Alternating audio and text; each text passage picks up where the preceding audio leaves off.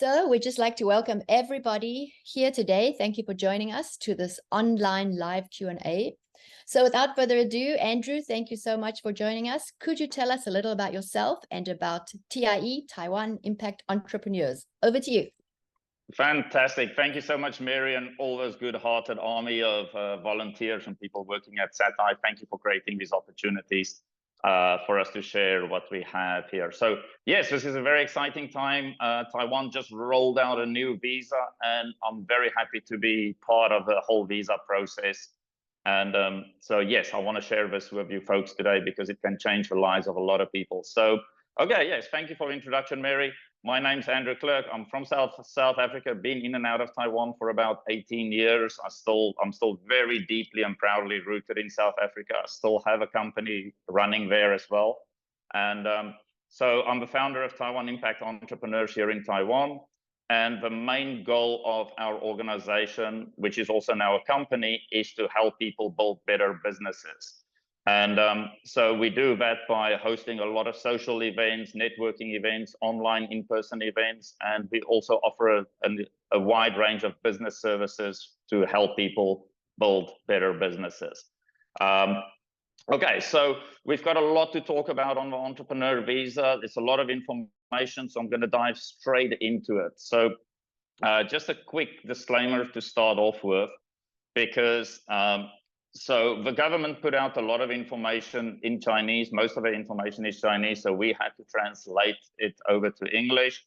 So we had to use our own interpretations of what they tried to say. So just a disclaimer, always go and read things up yourself as well. We do try to provide the most accurate and up-to-date information.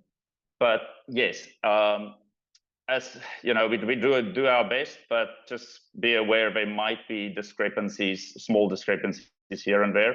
I will add, however, that in the past week, our first batch of visa applicants received their visas. So I believe we have figured out the first stages, the first phases of a visa, that our information and our processes are correct on that. All right. That's awesome. Yeah, so really happy about that. Okay, so let's go in for it. Okay, I'm quickly going to give you the table of contents. That's on the next slide, Dwayne. Just to give you what we're going to be talking about. So it's going to be, what is the Entrepreneur Visa? Who can apply for Entrepreneur Visa? How to apply for it? What businesses is the government trying to attract through the Entrepreneur Visa program? What is an incubator program? The costs involved in applying for the Entrepreneur Visa? How to extend your visa after 2 years of the initial 2-year visa? Limitations of the Entrepreneur Visa? And I've got a step-by-step guide that I've created there for you, for folks who want to join in. And then we'll definitely dive into questions. You folks can ask some questions later on. Okay, so next slide. So what is the Taiwan Entrepreneur Visa? Now, also, I just quickly want to make it clear that the Taiwan Entrepreneur Visa has been running for a number of years. But in July 2023, 2 months ago, the government totally changed it. It used to be a 1-year visa. Now it's a 2-year visa, and there are some additional rules and regulations to it. So please, if you go and read any information on the internet, make sure it is not old information that's relevant to the old visa. It has changed. So please, make sure whatever information you read, it's July 2023 and newer. I think most of the new information out there is what we've published, because as far as I know, no one else has actually published any English information on it. Okay, so the Taiwan Entrepreneur Visa is an initiative by the Taiwanese government to attract entrepreneurs who want to come and try their businesses here in Taiwan to see if their businesses can work. So it's a very nice way for folks to come here and, you know, give it a shot. So it's a very easy visa to get. the initial 2-year visa. It's very, very easy and simple and straightforward to get.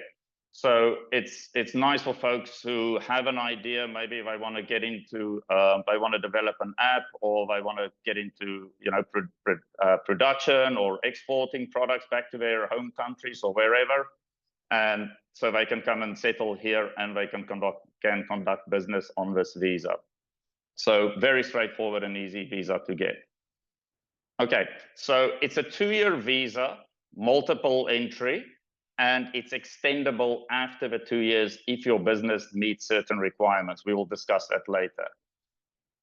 Okay, it's also an ARC visa. ARC stands for Alien Resident Certificate Visa, meaning that this visa can contribute, the entrepreneur visa, the years that you spend on the entrepreneur visa can contribute towards the 5 years that you need to build up in order to get a permanent resident certificate later on. So this is a massive advantage for the entrepreneur visa.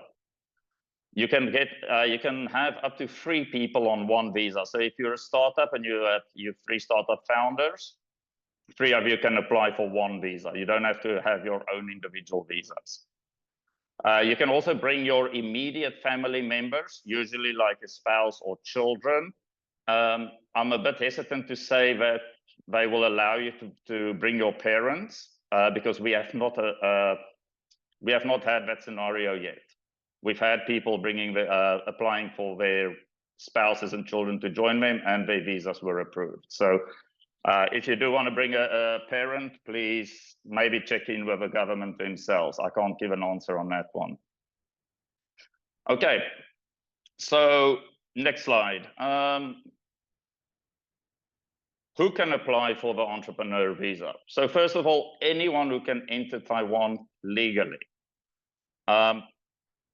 In order to get an entrepreneur visa, you need 3 things. You need a high school diploma, a viable business plan that's in line with the types of businesses that the government is trying to attract, and you need to sign up to an incubator program. I will discuss all of those points in detail later on. Okay, then just a quick side note. For people from Hong Kong and Macau, there's a different application process for them. Also for people from mainland China, they also have to go through a different channel. I do not have the exact knowledge for the mainland China, but we have helped people from Macau and Hong Kong to get visas. Okay, just also another note very quickly. For the entrepreneur visa, which is very interesting, you do not need to show any proof of funds or investment. This makes the entry barrier really easy and low for folks to come in. So it's nice for students who just finished university somewhere. They do not have a huge amount of funds or investment at all, but they can come to Taiwan and bootstrap their business. So that's quite a nice one. I like that they have that. Okay, next slide. How to apply for the entrepreneur visa. As I said, the initial 2-year visa is very easy to get. So first of all, you need to get accepted into an incubator program. Now this is mandatory. It's mandatory to join an incubator program to obtain an entrepreneur visa. I will explain what an incubator program is in a minute. So how to apply? You first get accepted into an incubator program, and then you just go and you do an online application for the visa. The government, I will give kudos to the Taiwanese government. They linked up the entrepreneur visa application to the gold card application online. And it is so smooth, it is so easy. It takes about half an hour to fill in the online application. And the fastest, one of our applicants received his visa within 7 working days. The others are I would say about 2 weeks. So kudos to the Taiwanese government. They made it so easy. It's very well written in English, and it's very straightforward. So simple way. Okay. Okay, next slide. What businesses is the government trying to attract through this visa program? Okay, so it's not the government is not going to hand out visas just to anyone who wants to start any type of business. They mainly want to focus on businesses such as businesses that will be doing exporting out of Taiwan, technology businesses, any businesses that will provide employment or education opportunities, any business that's going to contribute in a meaningful way towards the economy of a country. So what they did tell us, they will not give visas to food and beverage businesses such as restaurants, coffee shops, etc., bakeries, because there are just enough of them pretty much. English teaching cram schools, they're not going to do either. But don't fear, there are workarounds. I'll talk about the workarounds in a bit. Actually, let me just do it now.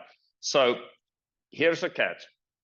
Oh, sorry, it's not a catch, but when you apply for the entrepreneur visa, you have to hand in a business plan, a viable business plan to the government. So they're going to go through the business plan. The person who's going to go through it, you know, he doesn't really know much about business.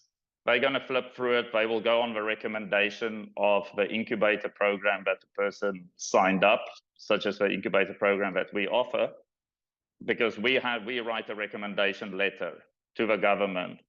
And so the business plan that you hand into the government, it does not necessarily have to reflect the actual business that you are going to do once you've received your visa. So, because nobody is going to come and check afterwards that, are you currently doing the business that you initially said in your application that you're going to do? Because the nature of entrepreneurship is you come up with an idea, you go and do the business. If it doesn't work, do something else or tweak it and try something else. So nobody's going to come back and say, hey, but you said you're going to be an exporter and now you're running a restaurant. As long as you stay, as long as you do an ethical business and stay within the legal rights and don't cause any trouble, nobody's going to ask questions or check up on you. So if you do have an idea of, running a cram school or a restaurant, we just have to figure out how to write a how to make a business plan that falls within what the government wants. Such as, for instance, if you do really want to run a cram school, we just say you're going to be developing technology in the education field, something like that, or you're going to be exporting educational products.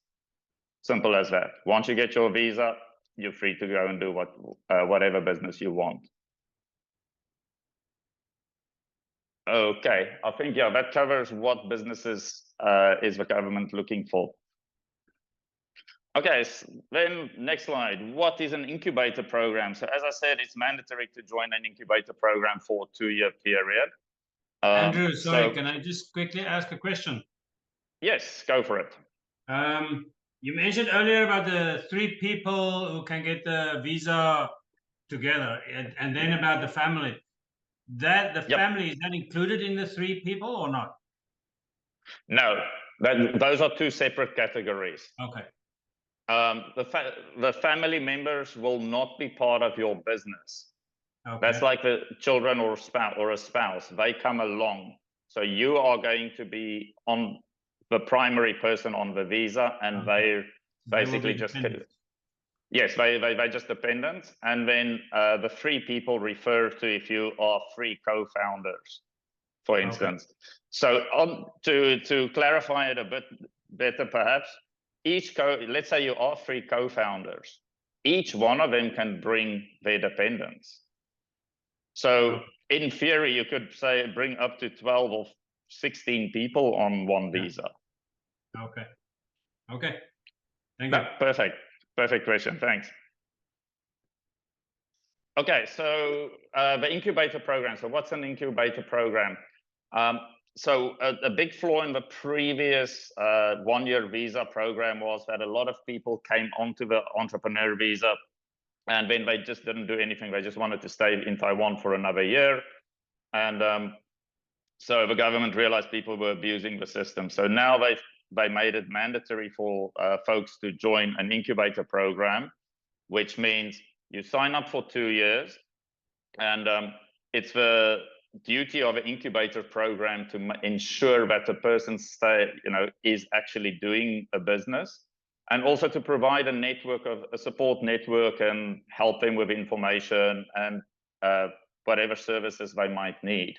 So there are, I think, there's about 9 or 10 incubator programs out there. Most of them are attached to universities. So it's universities who provide it to their students. So you have to be a student at university. Also, I know there's one investment fund, for instance. So folks that they invest in, they can sponsor visas. As far as I know, I'm speaking under correction, I think the collaboration TIE has with FutureWard, we're sort of the only one where folks coming from the street can actually sign up to the incubator program. So, okay, so we take the TIE. Okay, so let me first explain. Okay, TIE and FutureWard. So who's FutureWard? FutureWard is a co-working space. It's one of the, they've been around for quite some time here, and the owner of FutureWard, Jonathan Liao, is also the director of a gold card office, which is the gold card visa. So he's very well connected to the government. He opened up a lot of doors on the entrepreneur visa side, so I'm very grateful that they collaborated with us. They are authorized by the government to provide an incubator program, but then he came to me and he said, they don't really have the people to run the incubator program and to help entrepreneurs coming in. Can we do it for them? Because we do have our TIE community. So I said, I'll be delighted to do that, because that's what TIE is all about, is helping people build successful businesses. Okay, and then TIE, as I explained earlier, I won't have to drag on about that. We're here to help people build successful businesses. We offer a lot of business services for that. So for the incubator program that we offer, TIE has a private members-only community, which we call the TIE Mastermind Business Club. So this is a group for highly success-driven people who are dedicated to really succeed at a very high level. It's a community where people come in and they contribute towards one another and help and support one another. And so what we do is, when somebody signs up to the entrepreneur visa through our incubator program, then we pull them into our mastermind community. So far, really good. I love the people we've brought in. They bring a lot of value to the community that we have. Okay, costs. Next slide. Okay, so what costs are involved in the entrepreneur visa? So there's a 5,000 Taiwan dollar fee for the online application. That's payable to the government. Then for the incubator program, the government has set a standard price. So it doesn't matter which incubator program you sign up, you will be paying the same. That's 30,000 Taiwan dollars per year per person. So just remember, that's per year per person. So if you are 3 people signing up to one entrepreneur visa, each person has to sign up to an incubator program. It's not for the visa, it's per person. So each person will have to pay that fee. It's also for 2 years that you have to sign up. Now, most incubator programs do charge the entire 60,000 Taiwan dollars up front. We said we're not going to do that. We'll charge the 30,000 Taiwan dollars at the start of each 12 months. It's just some folks might unfortunately drop out or realize, their businesses are not working, or, something comes up and they need to go. For us, it's about let's just be ethical about this, and, we're not here to rip anyone off. Okay, then just a quick note as well. It is not mandatory to register a company when you are on the entrepreneur visa. But it is highly recommended if you really want to remain in Taiwan for a long period of time after the initial 2 years. So in order to register a company here, it costs around, I would say on average, 35,000 Taiwan dollars. We also do company registrations at TIE if anybody needs one done. The average cost is around 35,000 Taiwan dollars. So let's just quickly, so let's say, for instance, you sign up to the Entrepreneur Visa. The immediate costs that you're going to have is you're going to have at 5,000 Taiwan dollars application fee to the government, the 30,000 Taiwan dollars to the incubator program. That is the immediate costs that you will have. But I would highly recommend, as soon as you receive your visa, is to register a company if you're serious on remaining in Taiwan for, if you really want to build a successful business. Register your company as soon as possible. I'll explain later in the next slide why you should do that. Andrew, sorry, another question. Yep. Doesn't that, if it's not mandatory to register your company, doesn't that allow you to basically illegally try to set up a business? Because, well, I mean, yeah. Yeah. Okay. So no, very interesting question. Okay. So if you do not have a registered company, you cannot earn money, and you cannot accumulate your expenses. And also the other thing is you cannot employ people. So it really limits you, but it's not mandatory to register it. So you can get the 2-year entrepreneur visa, come to Taiwan and come and do research, come and, set up your website and just, try and see if things work. A lot of folks do have companies, registered businesses outside of Taiwan, like back in their home countries. So the entrepreneur, in this case, folks can come to Taiwan on the entrepreneur visa, live here for 2 years, and they can still, they can still earn money from their companies abroad. But the income that they earn from those businesses will not count towards the 3 million Taiwan dollars that's needed to renew to extend the visa after 2 years. Okay. Perfect. Thank you. Nice question. Thanks. Thank you. Okay, next slide. So how to extend the visa after 2 years.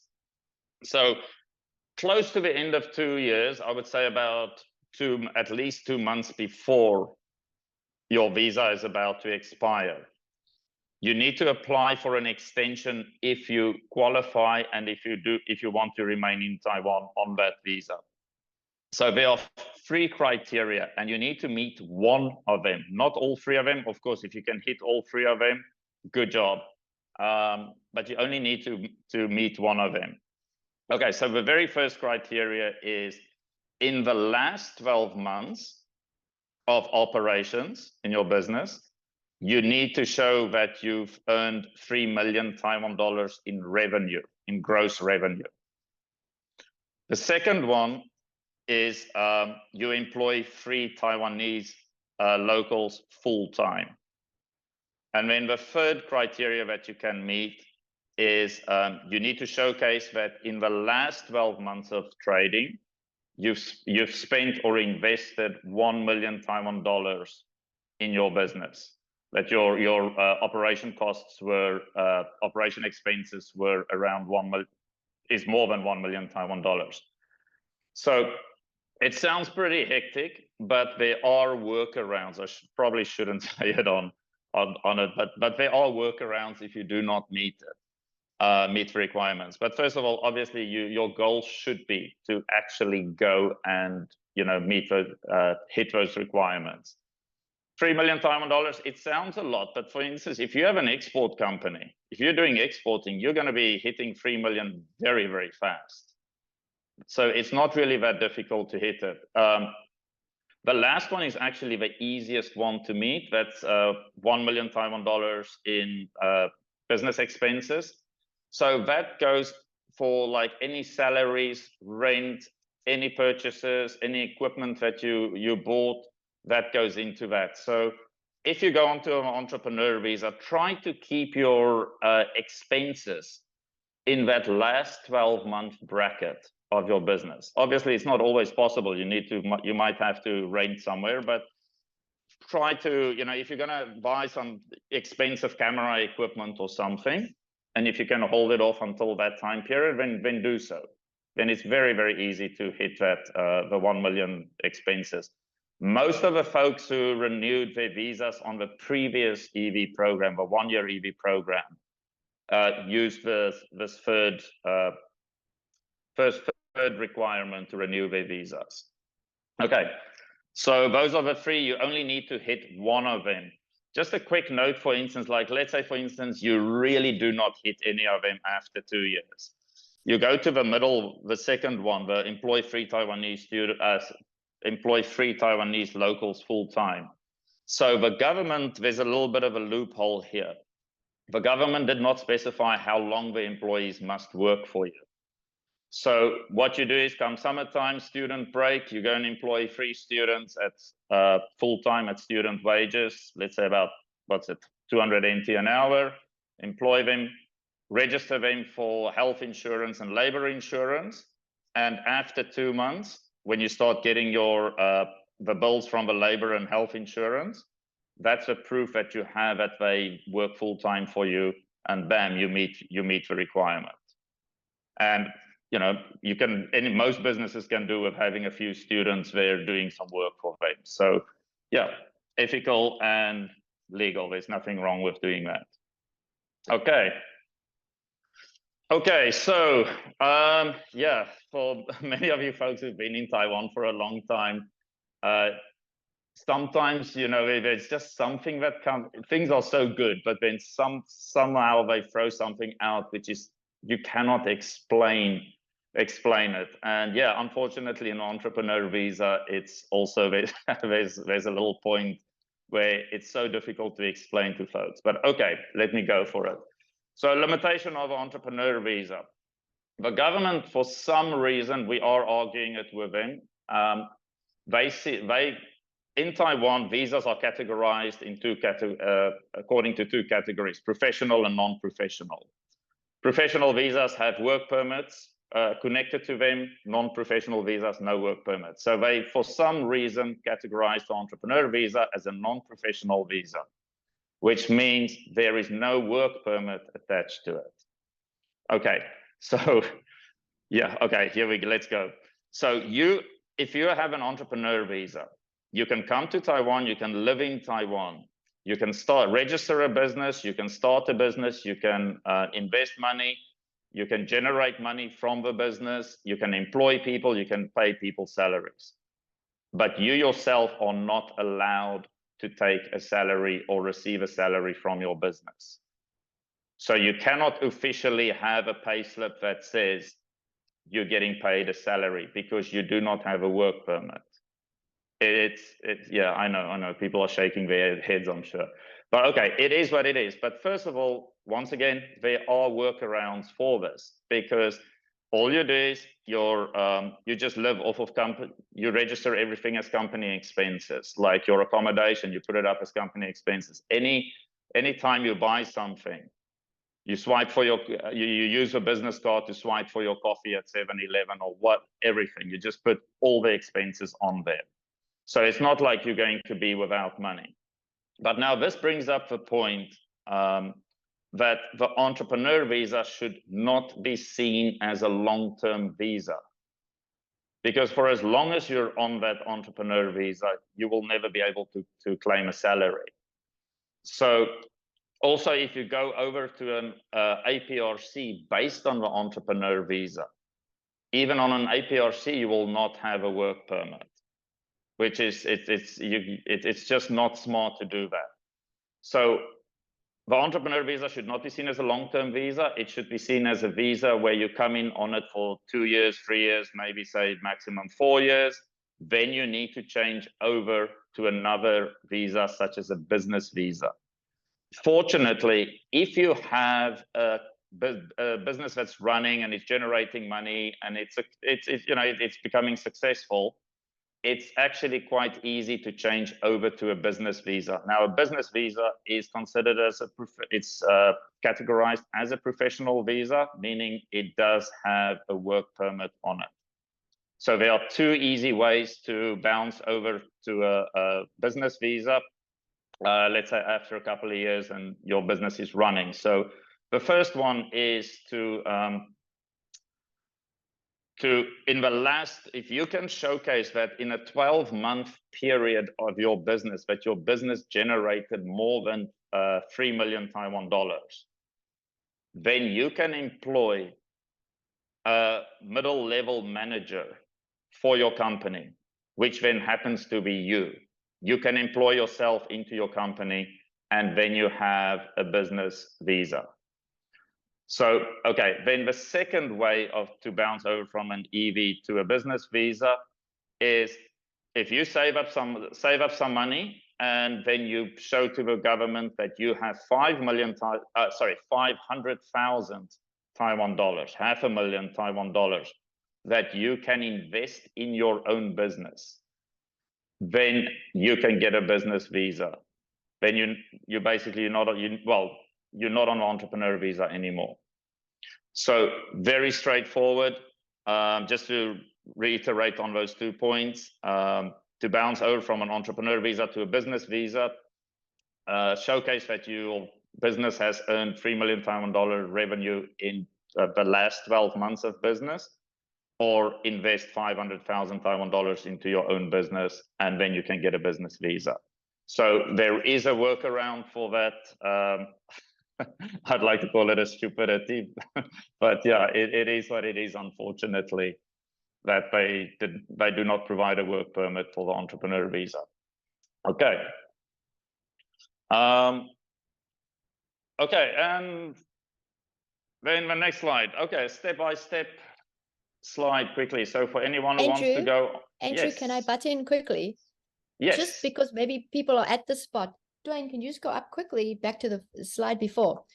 Am I right in saying that there's probably 2 aspects here? One is you staying legally in the country. That is your ARC, which would become an APRC, the permanent one later. That one comes, obviously, I presume, from Ministry of Foreign Affairs. It comes from somewhere with the Taiwan government.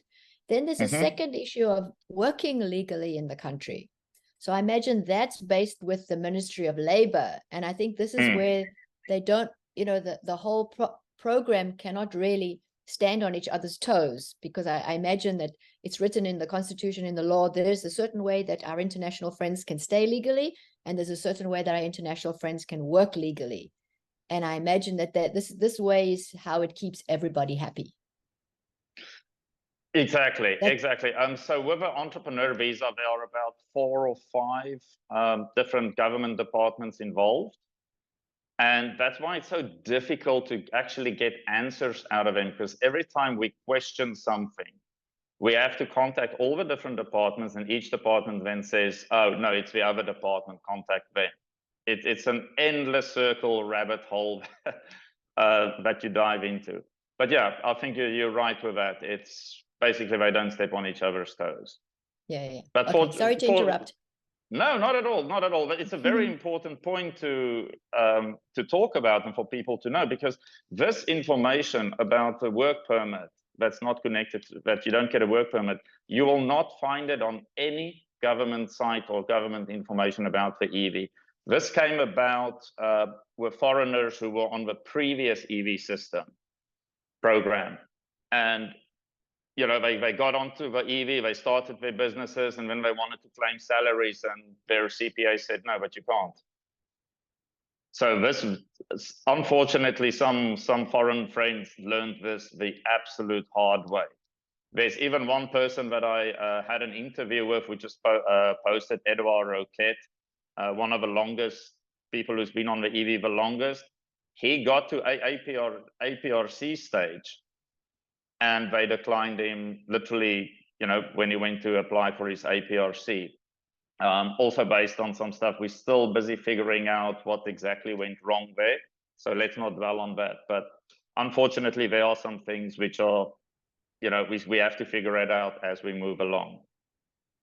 If I could just quickly also say, I'm sure that that's the reason why the incubator program is like this, because in that small environment, which can focus on these particular issues, that's when you can ask the people, what are your long-term goals? What do you plan to do? How are you doing 1 year later? How are you doing 3 years later? Because then you can get ahead of that, so that when that 5-year mark comes up, people don't go, oh, I didn't know. I was supposed to produce pay slips of $1 million before this date.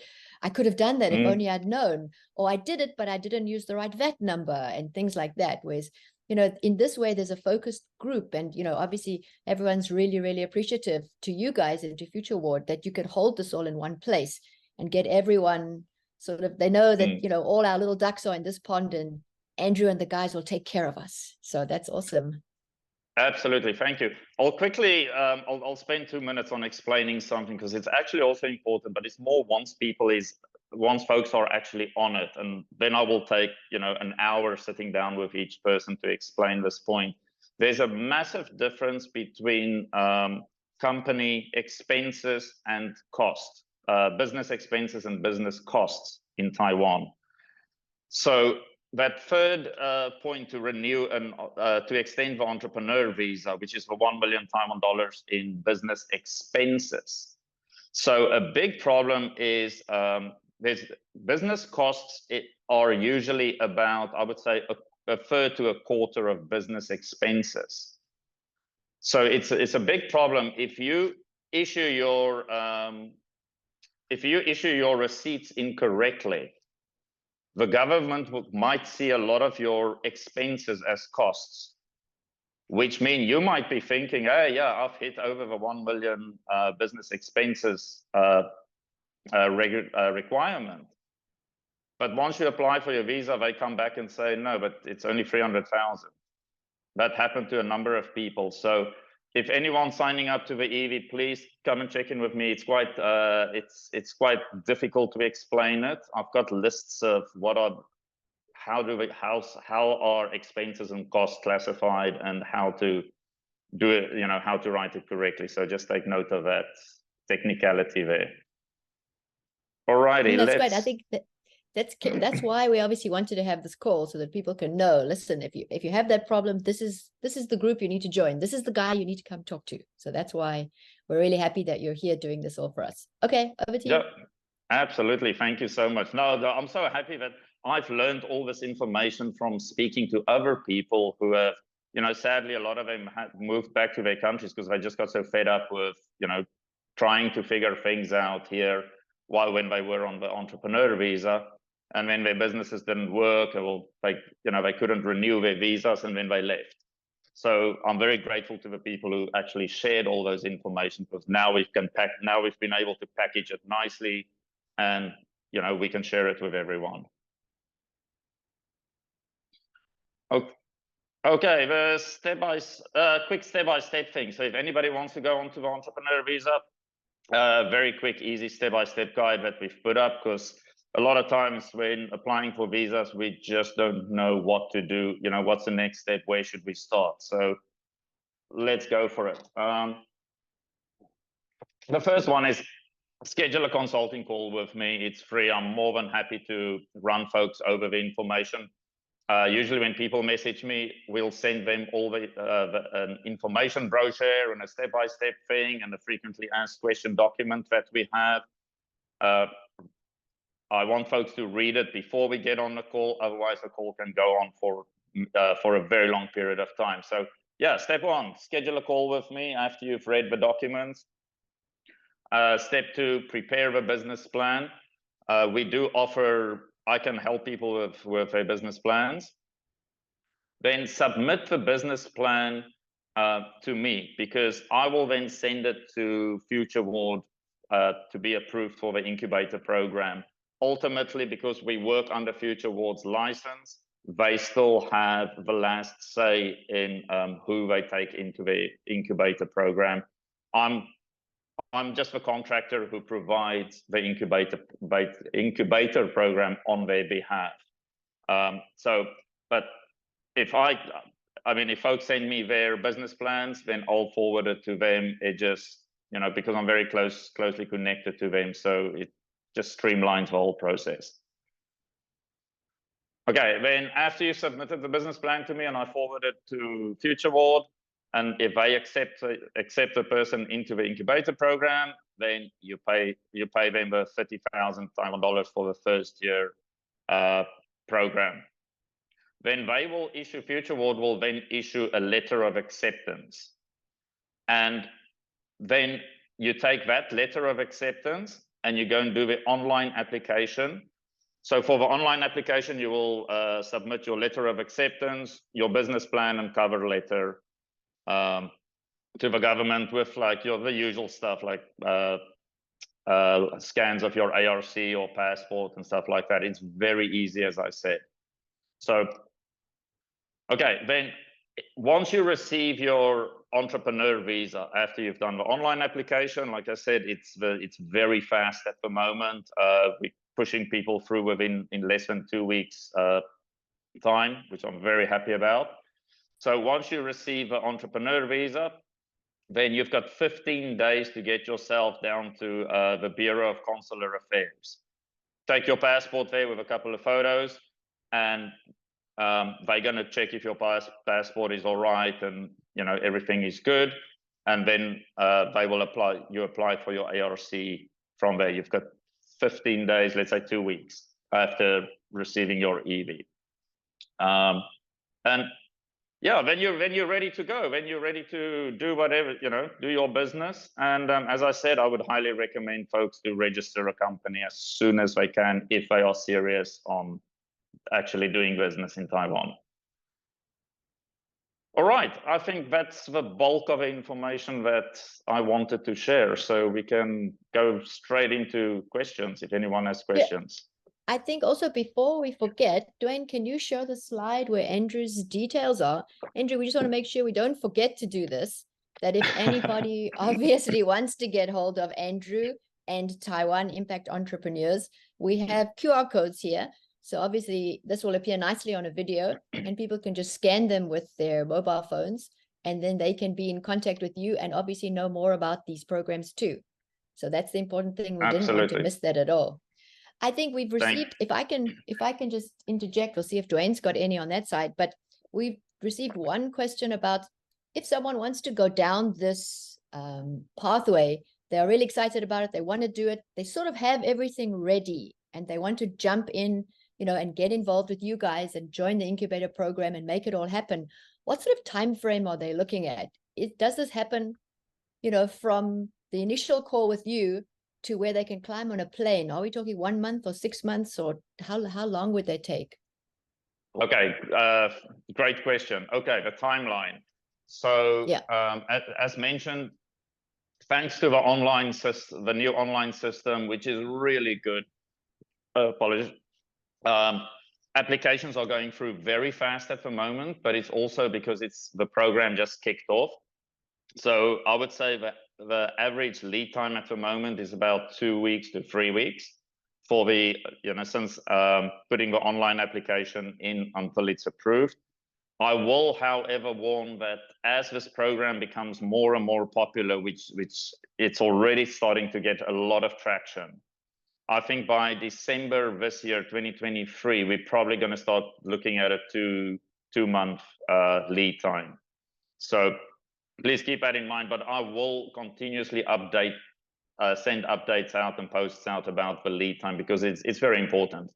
So to go back to the question, so let's say from the moment somebody sends me a message, I would say, so what needs to be done? A person messages me, then they have to get their business plan ready.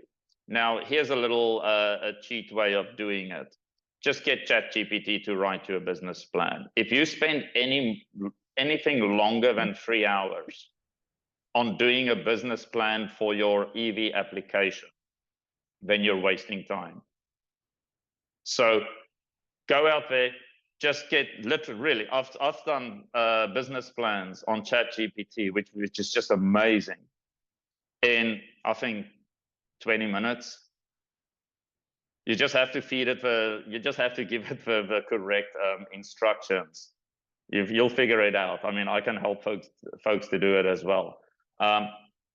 So once you've done your business plan and a cover letter, then it's submitted to me. I fast track things immediately. I mean, I just scan over the business plan, see if it falls within the guidelines of what the government is looking for, and what's the chances of this business getting approved by the government. If not, we just tweak it until we feel it's what the government wants. Then we send it to FutureWard. That takes a couple of days for them to go through it.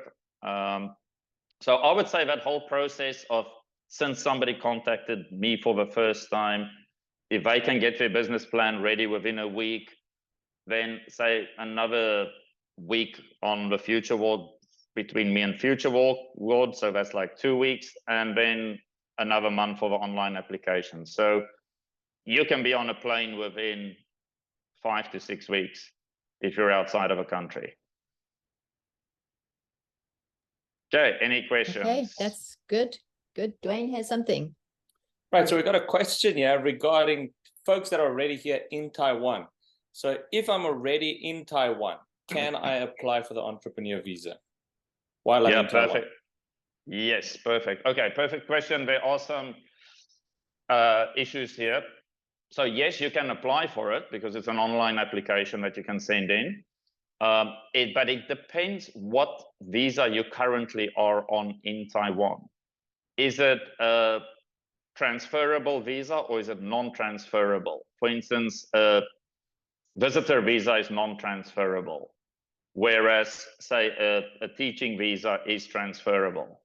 So what you need to go and look at is, what's the status of your visa? There is, however, I have seen it before where folks with non-transferable visas actually manage to get their visas transferred while in Taiwan without having to fly out and then come back on their entrepreneur visa. This is a thing at BOCA, Bureau of Consular Affairs. It really depends who you speak to on the day.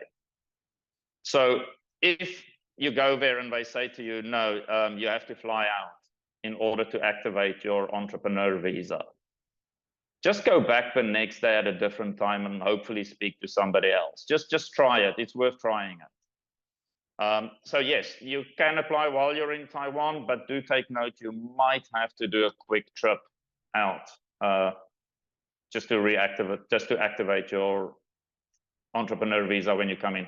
So how this also works is when you do the online application, the government will send you a email saying it has been approved, and there's I think it's a QR code or a number on it. So if you're outside of Taiwan, you come into Taiwan, you arrive at the airport, you just show them the email, and they will type a code in or scan the QR code, and then your entrepreneur visa will be issued into your passport on the spot. So very easy and straightforward. And remember, as soon as your entrepreneur visa has been issued at the airport or at BOCA, you have 15 days that you need to go and get your ARC, that you need to register for your ARC. Okay, that's great. Awesome. Okay, so I see that most of the questions that have come in have been answered by you. It was really informative, and we can see that you know everything.